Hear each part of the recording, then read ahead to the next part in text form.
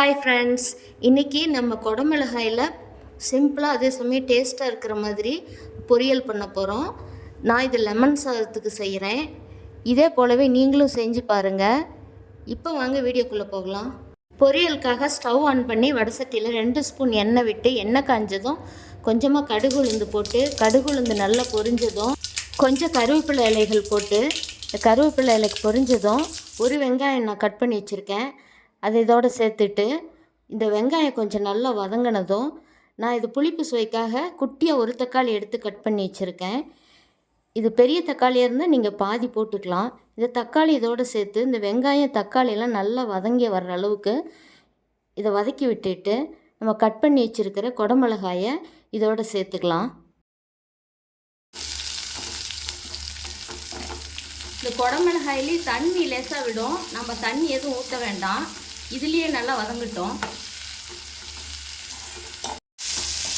இதை நல்லா கலந்து விட்டுட்டு நம்ம இதை எடுத்து பார்த்துட்டு அப்பப்போ கிளறி விட்டுக்கணும். இப்போ மூடி வைக்கலாம்.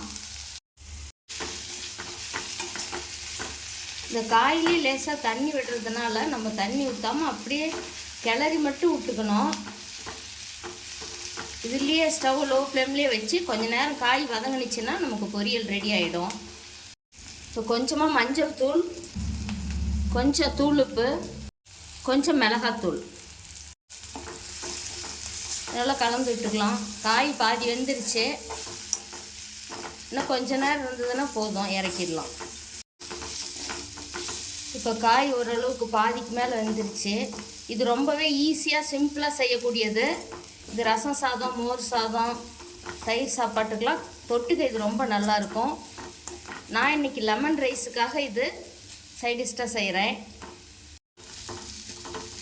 காய் நல்லா வெந்திருக்கு. இன்னும் கொஞ்சம் நேரம் இருக்கணும். இப்போ கொஞ்சம் இதுக்கு ஒரு 2 ஸ்பூன் அளவுக்கு தண்ணி விட்டுக்கலாம். கலந்து விட்டுட்டு இந்த தண்ணி ட்ரை ஆனது நம்ம இறக்கிடலாம்.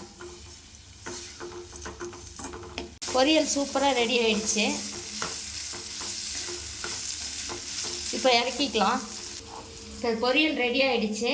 இதை இறக்கி வச்சுட்டு நம்ம லெமன் சாப்பாடு கொஞ்சம் கிளறிக்கலாம். வடசட்டி காஞ்சிருச்சு. இப்போ நல்லெண்ணெய் கொஞ்சம் சேர்த்துக்கலாம். 2 ஸ்பூன். கொஞ்சம் கடுகு போட்டுக்கலாம். கடுகு பொரிஞ்சதும் ஒரு வரமிளகாயை 2ஆக கிள்ளி போடுறேன். ஒரு பச்சை மிளகாய் இதையும் பொடியாக கட் பண்ணியிருக்கேன். ஒரு கத்து கருவேப்பிலை இல்லை. இப்போ வெங்காயம் 1 கட் பண்ணி வச்சுருக்கேன். இது இதோடு சேர்த்துக்கலாம்.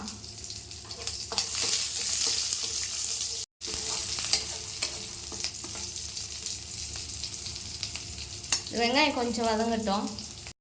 இது கொஞ்சமாக தூள் உப்பு சேர்த்துட்டு மஞ்சள் தூள் சேர்த்து கலந்துட்டுக்கலாம்.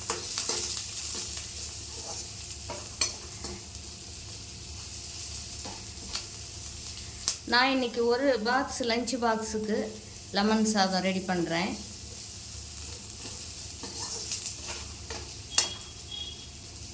உதிரியாகிறதுக்காக இந்த மாதிரி தட்டில் எடுத்து ஆற வச்சுருக்கேன். இது இதோடு சேர்த்துக்கலாம்.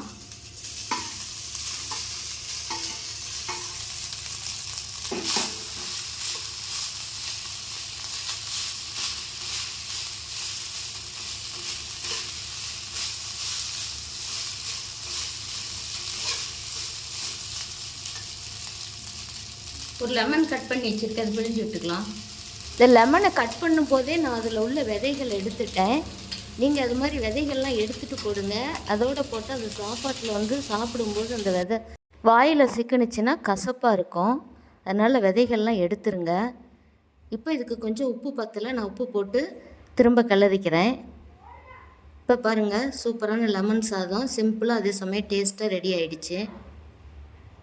இப்போ இந்த டைமில் ஸ்டவ்லேருந்து நம்ம இறக்கிக்கலாம்.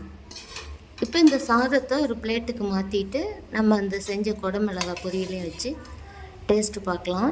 இந்த லெமன் ரைஸோடு எங்களுக்கு இந்த குடமிளகாய் பொரியல் ரொம்பவே பிடிக்கும். இது மாதிரி யாருக்கெல்லாம் இது பிடிக்குன்றதை கமெண்ட்டில் சொல்லுங்கள். இந்த வீடியோ பிடிச்சிருந்தால் லைக் பண்ணி ஷேர் பண்ணுங்கள், சப்ஸ்கிரைப் பண்ணுங்கள். நன்றி.